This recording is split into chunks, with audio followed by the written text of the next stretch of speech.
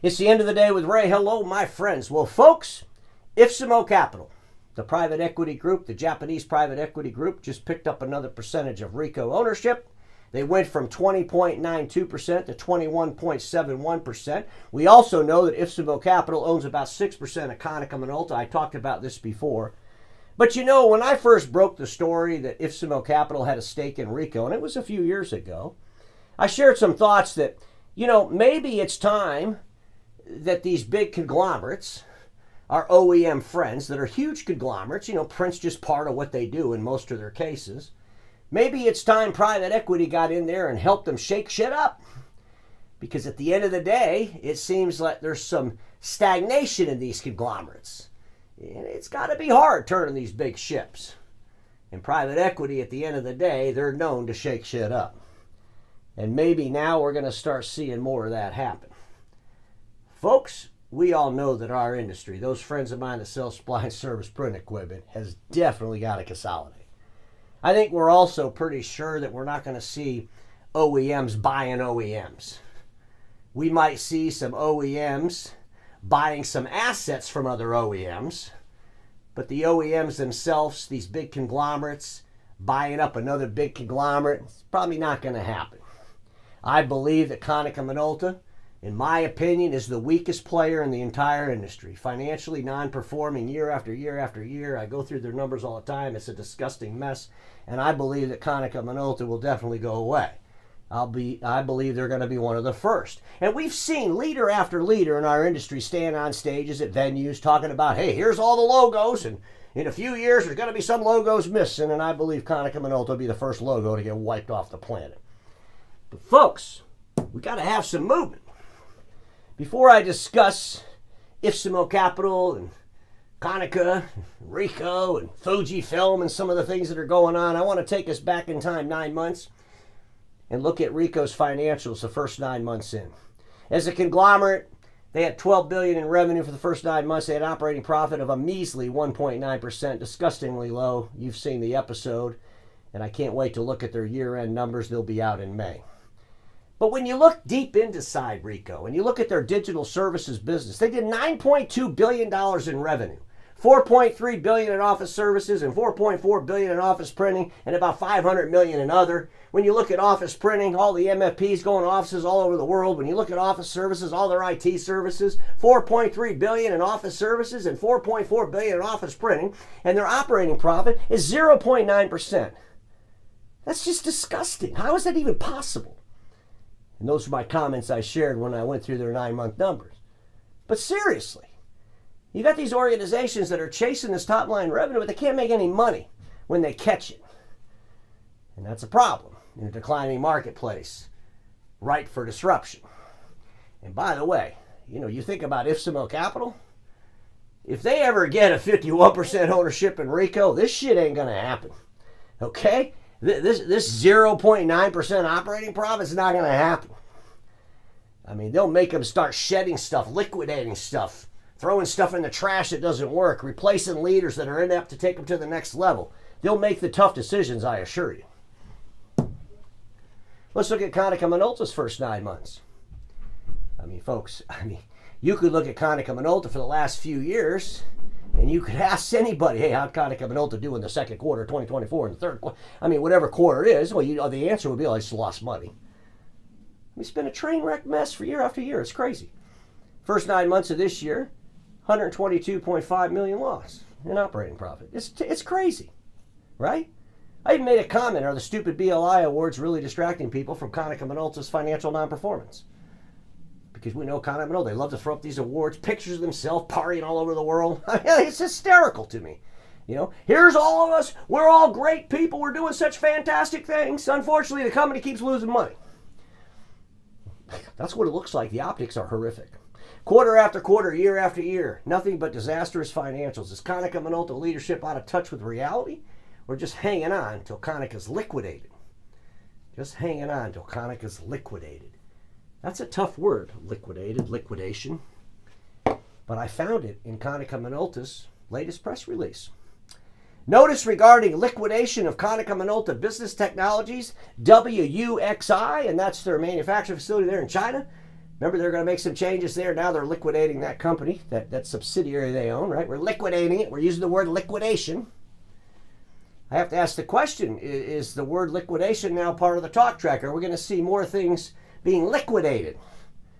Because we have seen a lot of things being divested.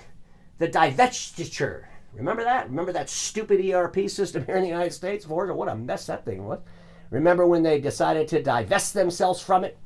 Even though for 3 or 4 years that they had it, I kept saying, Konica, what's going on with this ERP? What's going on with this ERP? And of course the answer was they're knocking out of the park, everything's great. Right up to the point they, divested themselves from it. Just something to think about. But I'm guessing we're going to hear more about liquidation going on at Konica Minolta. Ricoh will publish their year-end numbers on May 14th. Konica Minolta will publish theirs on May 15th. It'll be very, very interesting to see how they end up their years. Konica's already forecasted to lose a bunch of money. Ricoh, if they can get a 2% or 1.5%, they'll probably be happy. Of course, that's not near enough. And I'll have to tell you, I want to say it again, the day that Effissimo Capital gets 51% ownership in Ricoh, you're going to see a whole lot of changes, and maybe that's what it'll take. As far as Konica Minolta goes, I truly believe they will in fact be the first logo to kind of go away. Now I want to address something really quick regarding Fujifilm. Fujifilm and Konica Minolta formed a joint venture, and at the end of the day, ladies and gentlemen, this joint venture has not a damn thing to do with manufacturing machines. And I'm so sick of some of the analysts out there talking about this. This is about procurement. It's about procurement. And if you don't believe me, why don't you go to the damn website of Fujifilm and look it up. It tells you right there the description of the business. Development of procurement strategies and deployment to the procurement function divisions at each production site. Not one production site, each production site.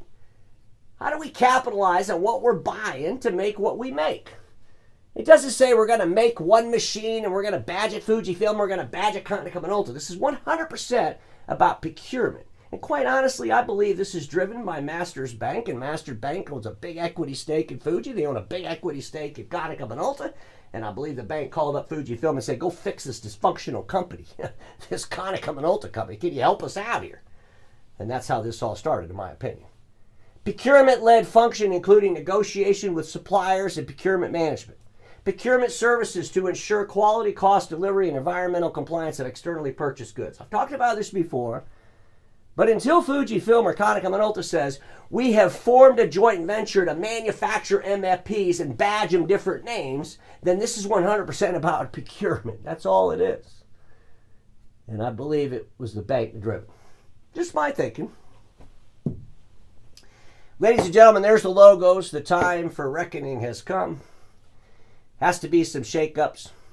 I've shared some thoughts on how this is going to come together. Recently, I've been talking about how I believe Canon will probably join the Extra group. It'll be Canon, Ricoh, Toshiba Tech, Okidata's in there. Maybe Brother joins in that fun. I do believe that Fujifilm, Kyocera, and Sharp might have some kind of a joint venture around manufacturing. I believe that Konica Minolta will just go away. The assets will be spun off and liquidated. Some of those assets might go to Ricoh. Some of those assets might go to Fujifilm. Who knows? There's some opportunities with the Konica Minolta business. We'll see what happens. Xerox, their leader, talks about not being consolidated, but being the consolidator. And I believe that he's talking mainly about at street level. We'll see. But at the end of the day, Xerox has some opportunities. They just picked up the Lexmark MIF, right? Just about finalized with that. That made them a little bit more value to some of the OEMs. Fujifilm, big partner Xerox. I don't see why they would dump them now when their MIF got bigger. I talked about that before. But at the end of the day, ladies and gentlemen, Fujifilm making the big machine for Sharp. Can they make all the machines for Sharp? I talked about it before. Kyocera and Fujifilm have some relationships at the inkjet level. Do they deepen those relationships? Does Fujifilm and Kyocera and Sharp come together around manufacturing? And if they do, well, they got Xerox, a pretty big distributor. Not to mention, maybe Xerox would say, hey, Now that Fujifilm and Kyocera came together, maybe Kyocera could be the A4 manufacturer for all the Lexmark machines. Xerox talked about wiping the Lexmark name, getting rid of it, putting it to rest. It'll all be Xerox. Is Xerox really going to make machines? I seriously doubt it. But could Xerox buy an equity stake in a venture capital around making machines? Sure. Why not? Folks, there will be some changes for sure. No one has the crystal ball. But when I see private equity growing in their ownership stake in the OEMs, that's telling me that things are about to happen. Because private equity, they don't screw around. And maybe it's time we get that big shakeup. On Monday, I'm going to talk to you all about tariffs. People will ask me about these damn tariffs, and I keep telling them, well, let's figure out what the hell they're going to be first, because it seems to change every day. But at the end of the day, ladies and gentlemen, tariffs are not what we need to be worried about. What we need to be worried about is the mindset that tariffs are going to cause. So tune in Monday for that episode. Have a great weekend, and everybody watching me knows this: status quo is the killer of all that'll be invented. Don't get stuck there. I'll see you all on Monday.